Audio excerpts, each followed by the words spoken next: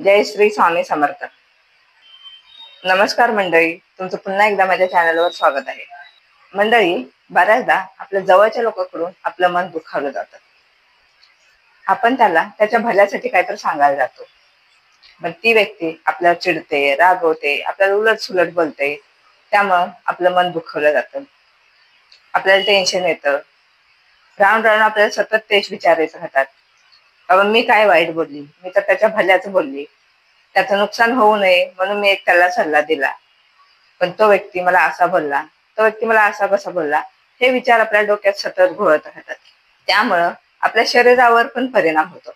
आपल्याला शारीरिक दुखणं चालू होतं, कुणाचं डोकं दुखतं, कुणाला हार्टचा प्रॉब्लेम चालू होतो. मग अशा वेळी मंडळी, जेव्हा हे वातावरण शांत होतं, जेव्हा आपलं डोकं शांत होतं, तेव्हा आपण विचार करणं खूप गरजेचं आहे की बाबा हे नक्की झालं कशामुळे, अशी परिस्थिती निर्माण झाली कशामुळे, हे कशामुळे हे झालं, या गोष्टीवर आपण नक्की विचार केला पाहिजे.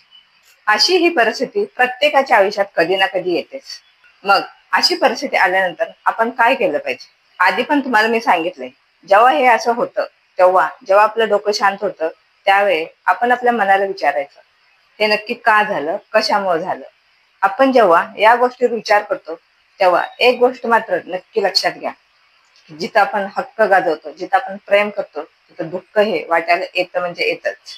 या सगळ्यामध्ये आपल्या सगळ्यात मोठी चुकी काय माहिती आहे का? आपण समोरच्या व्यक्तीला सारखे सल्ले देत राहतो, सारखं टोकत राहतो, बाबा हे नको करू, ते नको करू, असं नको करू, तसं नको करू. यामुळे समोरच्या व्यक्तीला राग येतो.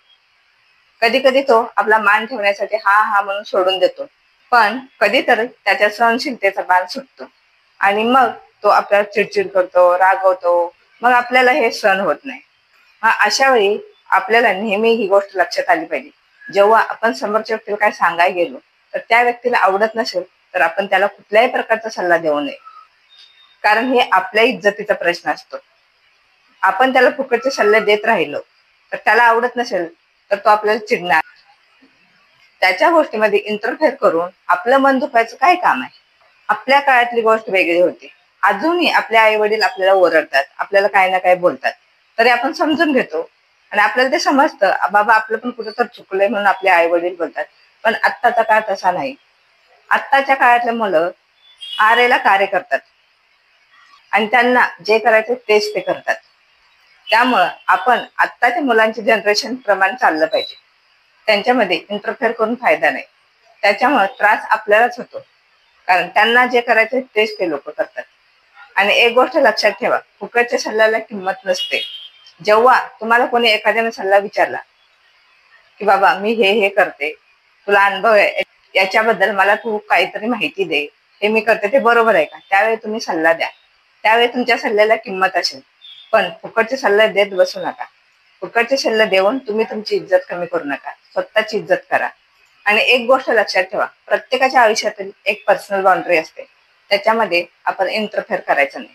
आणि ही गोष्ट कुणालाही आवडत नाही.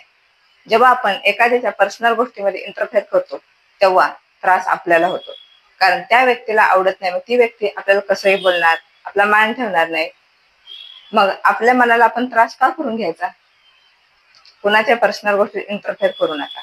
मस्त आपल्याला वाटतं की आपल्याला अनुभव आहे, आपल्या अनुभवामुळे त्याला काहीतरी सांगावं की त्याचं नुकसान होऊ नये, म्हणून आपण प्रयत्न करतो, पण त्याला ते नको आहे ना.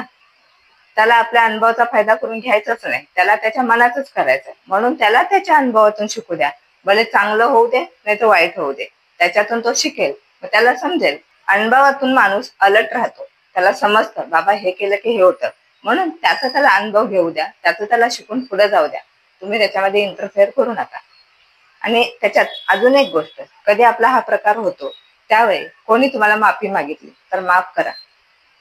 त्यामुळे तुम्हालाही हलकं वाटेल, त्यालाही हलकं वाटेल. कधी कधी समोरच्याला भांडण झाल्यानंतर गिल्टी वाटते की बाबा आपण ही चुकी केली, त्यावेळी तो माफी मागायला येतो, तेव्हा माफ करणं गरजेचं आहे, कारण आपलंही मन हलकं होतं.